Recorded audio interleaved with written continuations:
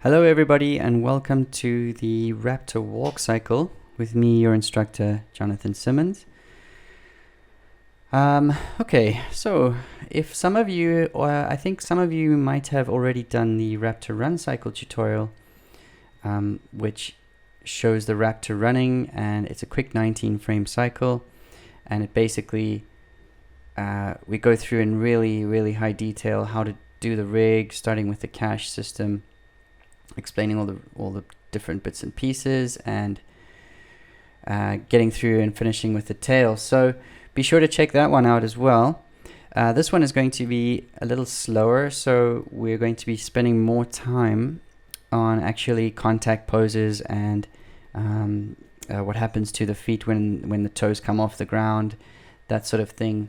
And basically the shifting of the weight is going to be much more important as it was on the run cycle, because on the run cycle the shifting of weight is quite small because it's keeping itself kind of suspended as the legs are pumping away underneath there. So we're going to be looking first of all at the rig, and we're going to then focus we'll start with the hips, and then we're going to go down and do some feet sliding backwards and forwards, and then we'll move the weight onto the hip, and then we're going to take this controller and we're going to use and reuse those curves in the graph editor, and we're going to paste them along to the chest and some to the head so that we don't have to repeat ourselves when we work.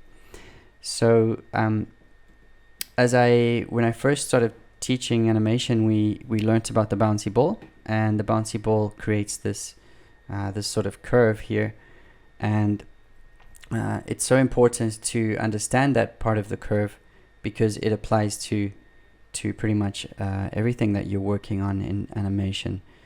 So it's a very handy curve to have that we can reuse again and again and again.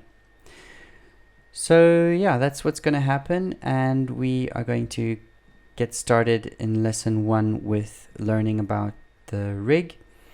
And then we're going to start blocking out our initial steps, and then once we've done that, we will move on to doing the overlap of the chest, understanding what happens with the arms when there is an offset on the chest.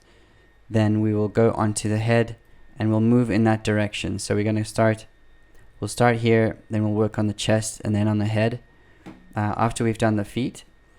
And then we'll leave the tail for last, because the tail, everything that happens on the tail is determined about what happens through the hip and the center of gravity on the body.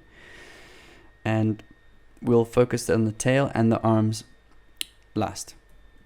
Okay, so it's a really nice rig. It's quite heavy in some cases, so I hope your machines are fast enough. You'll notice that in your scene, when you're loading it up, there is, if you go into the reference editor, so go to the file and reference editor, you will see that there are a couple of things that are referenced. There's a turntable that I'll explain at the end of the course, and then there is the light rig that is in the scene, so you can turn the lights on and off and work with some lighting. And we also have the Raptor cache, so the final animation has been cached out already. So if we turn off the Raptor rig geo, and actually if you remove that rig, you'd have the Raptor in the scene as a reference point for you. And this I just thought was really helpful for any animators that are studying and trying to understand the dynamics and the physics of what's going on with a rig. And if your computer is really slow, then this might speed up your workflow, hopefully. So make sure that when you want to have this in your scene, that you go to show and turn the GPU cache on, and then make sure that when you want to reference it in again to your scene, you'll need to select the object that's inside there. So it'll select the node and go to the attribute, and then just repath the GPU cache to the new path, refresh, and it should load. If it doesn't load, then delete the node and then go to cache, GPU cache, and import into your scene again.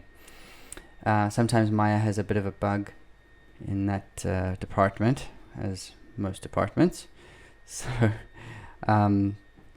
if it's not showing, then those are the two ways to bring it in. Okay, and that being said, I hope that you enjoy this lesson. It's going to be pretty straightforward, and as I did mention before, if you do have any questions, please do let me know, and I'll be sure to help you out as soon as I get a moment. So for that being said, let's move on to lesson 1 and start to explore the rig and then block out the basic poses of the feet. See you then.